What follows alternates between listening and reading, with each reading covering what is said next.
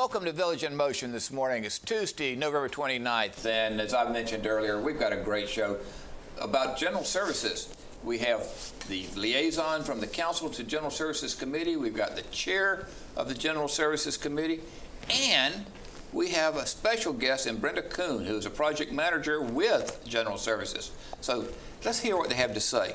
Welcome, all of you. Thank you. Glad to have you this morning. And I understand that Brenda's going to go first and tell us about some of the projects that are going on. Well, thank you. We have a few really exciting projects going on. I think the first and foremost project would be windows, and I think that's what most of our residents are very concerned with right now. Now, we've started windows in Neighborhood 1, and we have started with the Madison Green building, and we've started with the first floor and the fifth floor almost simultaneously so that we could start the project with a soft opening and get some practice in, and then really start to launch this project and get some movement with the project. So we have started with the fifth floor this week. Today it's raining, so we've had to take a little bit of a pause. But we are doing well. It is a little less intense than some of the residents had expected. We had a lot of concerned residents, but we are moving furniture. We are taking down custom draperies, blinds, and all of the types of things that the residents were concerned about having to remove themselves. And so with that, the residents do not need to do anything except allow you into the apartment. Allow us into the apartment, and if they can move fragile accessories, things that they have on the ledges, the window ledges, that would be very helpful. Okay. If they are not able to move it for whatever reason, then we are going to try to accommodate whatever request we have. We also had put a frequently asked questions document together, and we do hand that out when we are intending to come to a residence unit with about a week's notice. Okay. We hand that out so that they have most of their questions answered. It has the phone numbers for general services and specifically project management, and that way we can make sure that we're addressing questions for each individual resident, because everyone has a different scenario they need to discuss. How long is it taking on average for an apartment? It takes about 3 hours with the windows open as we take out and remove the old window frame, and prep the window frame to receive the new window. So that's about 3 hours. And then after that, the rest of the day, maybe as much as 5 hours possibly, could be the trimming and the detail work. But the open unit, it is, the apartment is no longer open at that point to the elements. And the residents then can stay in their apartment, watch what's going on, or they can go to a warm place somewhere? Yes, so we have two different options. There are residents who are not going to be able, for whatever reason, to leave their apartment, and those residents we try to see if they have a den with no windows, we'd ask them to move to the den. Some people have a kitchen. It really depends on the size of their unit. Otherwise, if someone is potentially bed-bound, we are working around them. We just ask for their patience, and we try to keep them as warm and comfortable during the process as possible. You know, there's just limitations to how warm and cozy we can keep the unit during that time. Otherwise, they can be happy to go to the private dining room in Town Center, and we have some light refreshments set up in there, or they can take advantage of any of the programs going on through campus or any of the open venues as normal. Okay. So what I'm hearing you say is you're taking about 3 hours of having an open space, and that residents need to be aware of that. Yes. But residents do not need to worry about moving things other than their fragiles if they can do that. Yes. And that they can stay in their apartment, or they can go to a private dining room in Town Center. Yes. Or they could go out for the day or go do any of their activities as they normally would. We don't want to interrupt anyone's life. We just want it to be a minor inconvenience as we're staging the project. Okay. Sounds good. Sounds very good. Any other major issues going on that we as residents need to know about? Well, the parking decks are back open. I am sure everyone is already aware of that. I think it was a very happy blessing for Thanksgiving this year. So the parking decks are back open, and we are about to start work on the employee deck. Now, that will affect residents very slightly. There's only a few residents who still have spots within the employee deck, and they're being taken care of separately. But for employees, many of the employees will actually start parking across the street at the Who's Road lot, that just across the parkway. A number of us will be over there, and then some people will be able to park behind Garden Ridge, but we have to get that work completed. And that's going to take about a month? About a month, roughly, Okay. as long as the weather holds. And we really appreciate what the employees have done. Yes. because in this last go-around, I believe 150 spots were Yes. used up, many in Wow. the employee garage. Yeah. So they had to make other arrangements, and it was we're just really grateful for their help. I think all the residents are in regards to that, I mean, in regards to it. So thank you, guys. Thank you. And thank you for all the work the General Services does for us. Thank you. It's very important. Any other issues with Brenda? Well, let's see. You've had a full year I have. with not a lot of downtime. So the insulation project, I remember, was a pretty mammoth job, and you did very well to finish that in a timely fashion, and we feel confident that there aren't going to be any more pipe breaks and smoke alarms and that kind of thing. Yeah, we're all crossing our fingers. We do believe that all of the diagnostic and the insulation work, it has remediated many of the problems. We do still have some concerns with the sprinkler lines on the balconies, on the exposed Okay, balconies, and we are addressing that separately. And that process is well underway with a sprinkler engineer and with our corporate partners, and we're just working on the solution with Fairfax County at the moment. Good. So you foresee that that would be taken care of before the first freeze? We're hoping. Otherwise, we already do have a backup plan in place. The plan that we used last year to identify problem areas and to monitor potential for freezing, that was in place last year. Right. And we're going to follow the same protocol already this year. Sounds good. Well, we greatly appreciate you coming this morning and Thank sharing you. your knowledge, and we don't want to take you away from your job too long. But greatly appreciate it. Thanks you. again, Brenda. Thank you. What's happening with you guys with the council? Well, we've had with the council. Well, the council, Peggy has to answer. You look at me and ask about the right. council. Yeah. But the committee, if Yes. you're interested in Yes, the committee. I am interested. Okay, we had a very busy year also, and a very productive year, I think. We had 5 subcommittees, again this year like last year, and they were the same 5 subcommittees, so we've had a little bit of continuity. And the best part of the whole thing is Lynn Keefe has had her managers meet with each subcommittee, Oh, the tremendous. appropriate manager, almost every month as That's best they could. Or somebody else related to that, like housekeeping and so on. It was Chris Martin met with them when Rodney Hunter couldn't, Right. and so on. But the 5 subcommittees, we had 5 subcommittee chairmen, which we had to change. There were some people left, and I changed when we had a very big problem when Earl Williams died, and we caused quite a bit of changeover. One, we had to get a new subcommittee chairman for the subcommittee I was chairing, transportation. Ellen Sinclair, we brought in from a couple of years ago. She was our secretary in General Services too, and she did a fantastic job. And so we had a good year. Our 5 subcommittees were environmental services, were Dan and I have to look at their names. And Kona was the chairman, and as I said, Rodney Hunter was at some of the meetings, and if he wasn't there, Chris Martin was always there.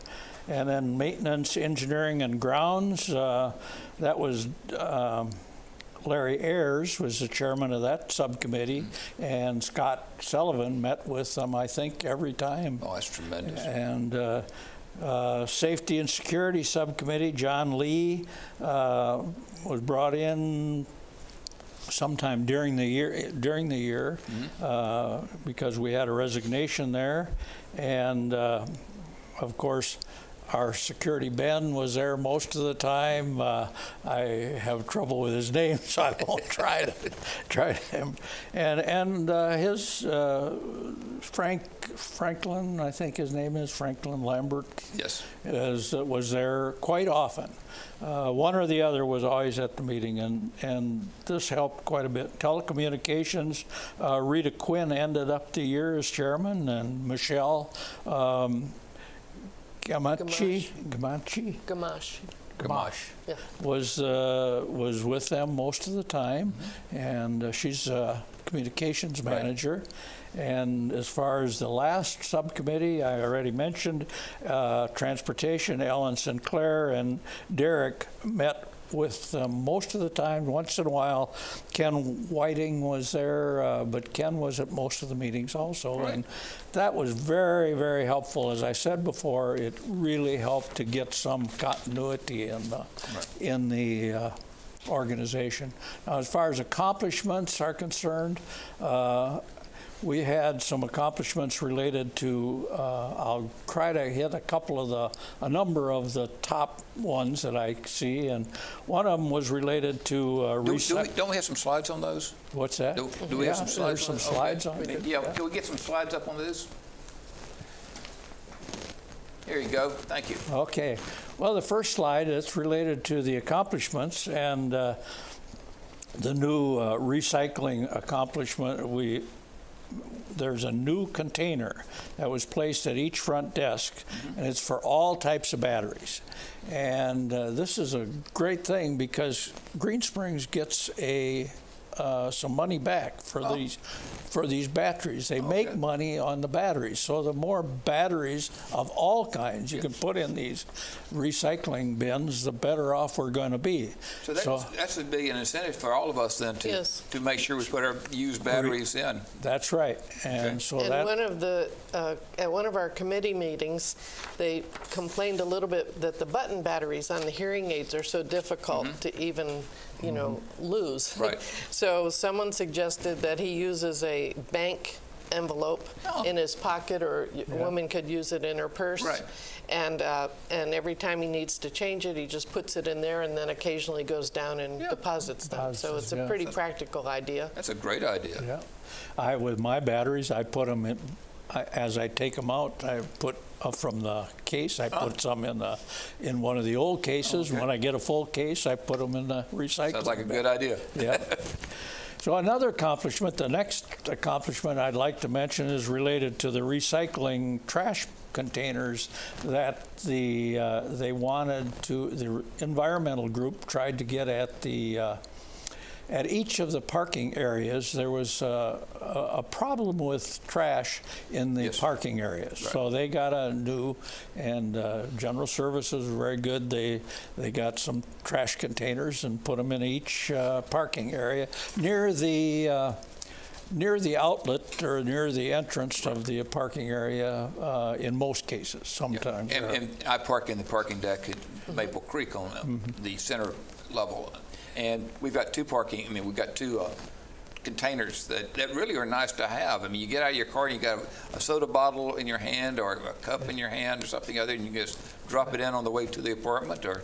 Yeah. I've used them too all the time. They're very handy. Yeah. And one of the nice things that Maintenance, Engineering, and Grounds has done this year is they've taken photographs of the outside entrances to the buildings, where, as you know, on the weekends, sometimes garbage collects too much because residents or aides are dumping their materials in there. And so they've actually been diligent about taking photos, passing them on to Lynn Keefe's office in General Services, and we're just trying to look at the cleanliness and the presentation and try to correct some of those problems as they arise. With those problems, it's my understanding that if someone notices that the canisters are overflowing, that you can just call the front desk and they'll get somebody to go in and change it out. And that happens in quite a few cases, but too many people don't realize that they could call the front desk and they'll take care of it. If we see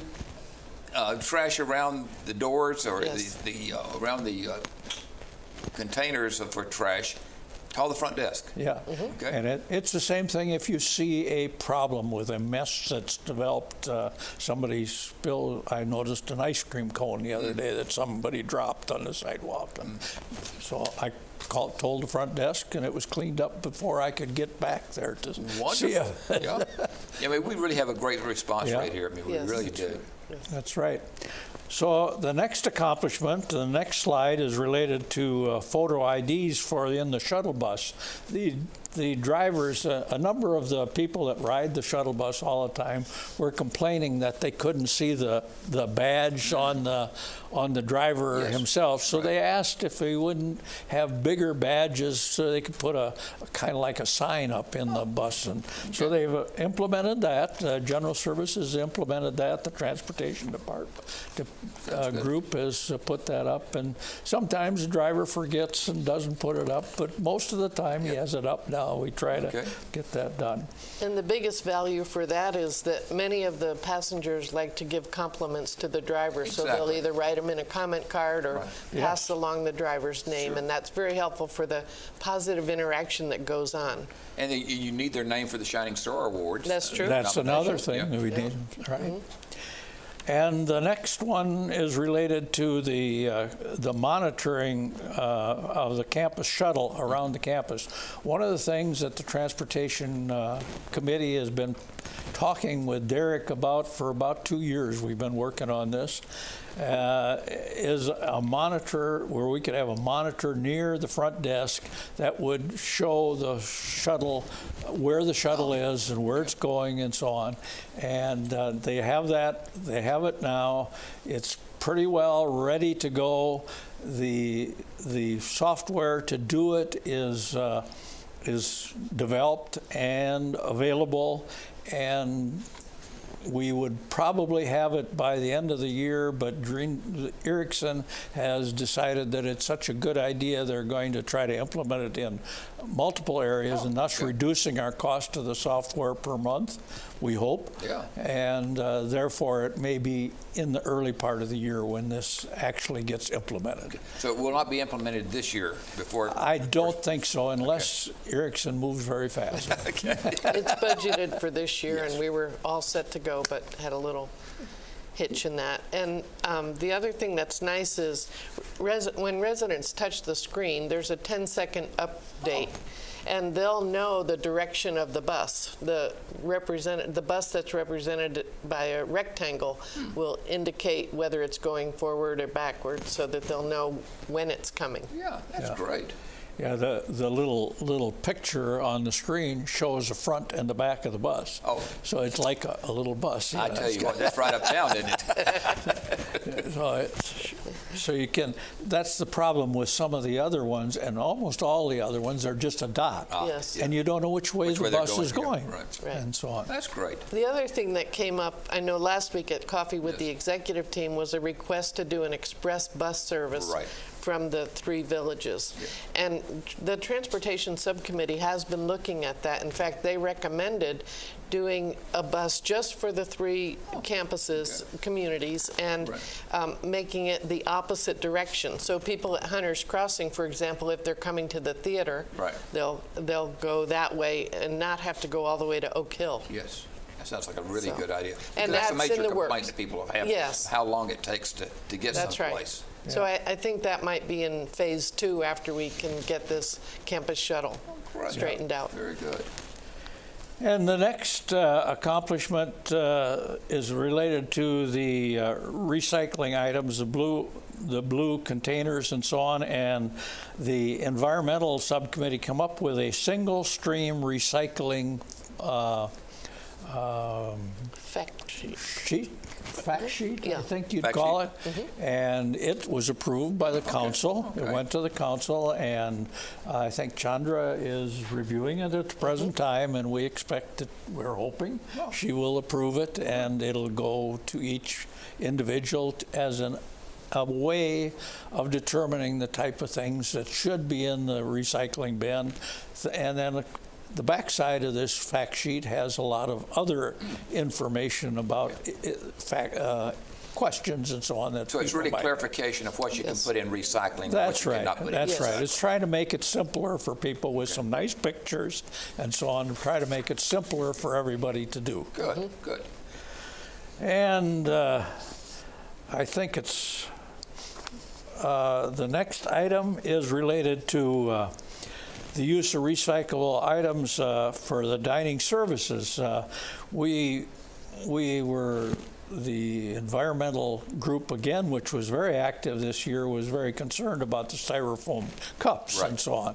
And I think his name is Ty, agreed when he came in. One of the first things he agreed to is, yes, we will eliminate the styrofoam cups, and as soon as they're all used up, we will not buy any more. So that was accepted. And So the new director of dining services is totally in support of this? And that's right. He already had it on his calendar. November 1st wonderful. was the day that we were no longer going to order non-recyclable items. So the subcommittee really didn't even have to be there, but it was certainly nice to hear it. Well, I hope everybody thanks him for allowing that and doing that and pushing that. So, That's right. And it was before Ty came. There was cooperation and so on, but it didn't get done. And the next item is related to articles and information. One of the items in our goals for 2016 was we had to do a little better job of getting out information and ideas and so on. And so we wrote, the committee members wrote a number of articles this year. Some of them were related to recycling. There was one related to sending intercampus mail, another one on emergency assistance, and comment cards. And the next slide is related to comment cards to a certain extent and work orders. And we wanted you to see that telephone number for your work orders so that when you see something that needs to be done, and it doesn't just mean in your apartment. If you see something in the hallways that needs to be fixed, please call this number that's on the screen, 703-923-4610, and mention the item that needs repair and try to say where it is as best you can. If it's in the hall, if it's in near a doorway, every outside door has a number, either outside or inside. All of them have it outside. Most of them have it inside. But it's on the frame. It's on the frame on the top. And it says the floor number. First it says like Canterbury Square, what floor it's on, and then what door number it is. And that's a good way to identify where things are and so on, especially. Then in the garage, in the parking garages, use the reserved parking spot. If it's a light that's out, if you can find the reserved parking spot number, they can find that light. Otherwise, they can't find the light half the time. Speaking of that, I've got to give General Services a call in regards to lights out being out in the parking deck of Maple Creek. So thank you for reminding me.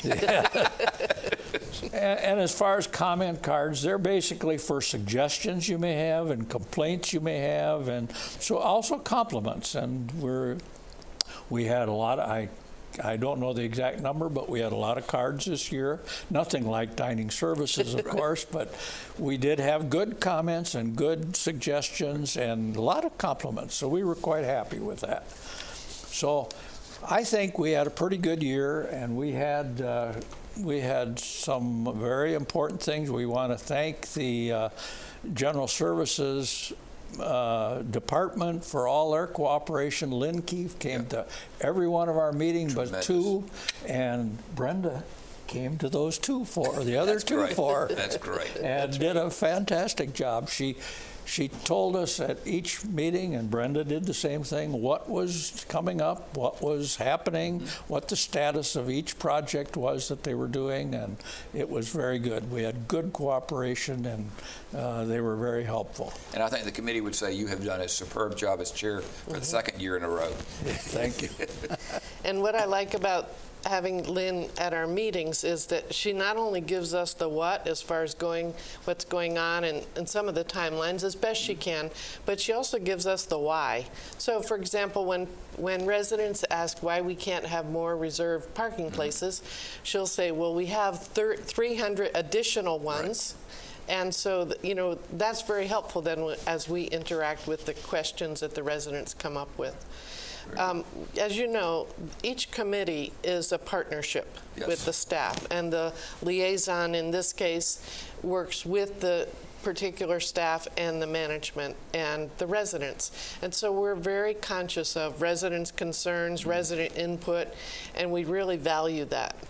It's one of the reasons we have the listening posts on an almost monthly basis outside the dining hall. It's one of the reasons that we get stopped in the hall. Sometimes you feel as though you have a target on your back, but many times the input that the residents give us or the concerns are very valuable, and then we can help direct them to where they need to go with those concerns. And I know that General Services has a tremendous number of projects ongoing, and I've really appreciated the schedule that they've put things on for continued maintenance and the track that we're on in heading off some of the problems. Very good. Well, as the liaison, you get to see both sides. You Yes. go to the committee meetings, right, and participate and take information back to the council and take council information back to the committee. Right. And I'd like to say Peggy also went to most of the subcommittee meetings this Wonderful. year, so it was very helpful. Well, what I'm hearing is that there's much more involvement, there's more cooperation between residents and staff. There's support on both sides, and that everybody's sharing information. The communication has really opened up. That's right. That's tremendous. And I think that's been one of our big goals, because as you can imagine, dining services and general services can become very contentious because it's around all the time. Right. And so by alleviating some of the concerns or the problems, I think that we can really work to make it a positive environment for the residents, which is most of what everyone is about. Exactly. And you had the number on the screen, 923-4610, right, which is also the information desk in general services that you would always call about issues. Now to call them about needed work, right, throughout the campus. So, folks, if you don't have it, write it down, 923-4610, or directly from your phone here in Green Spring of 604-4610. You don't even need to dial the 923. Yeah. So, give General Services a call if you see a problem in regards to it. Any other pearls of wisdom? We have a minute left. Well, we've just gotten the new list of residents who have signed up for the various committees. That deadline was yesterday, and we're really pleased at the turnout.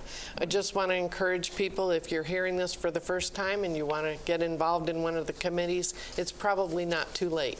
Yeah. So you can still put your name in the box and at the front desk. And if the box isn't there anymore, I think it was supposed to go out today, then feel free to give any of the resident council members your name is all you have to do. They'll take care of it from that point if you're interested in a committee. This year we had 106 volunteers on our committees, and it's just tremendous to see that kind of support and also to get the input. It's not just a handful of people that are giving us input. Exactly. And that's, it's so important to represent everybody. Yes. That's right. Input from everybody. Yes. Exactly. Yes, because we're in a community with a 40-year age span. So there are going to be issues throughout and concerns from very different perspectives. Right. Yeah. Well, I thank both of you for coming today and sharing the knowledge and the information that you've shared about general services, and inviting Brenda here to tell us about the window replacements and what's going on there. And just keeping us informed. Thank you. Greatly appreciate it. Thanks, Wally. Thank you. Thanks, Peggy. Glad to have you. Don't go away, folks. We got some announcements coming up.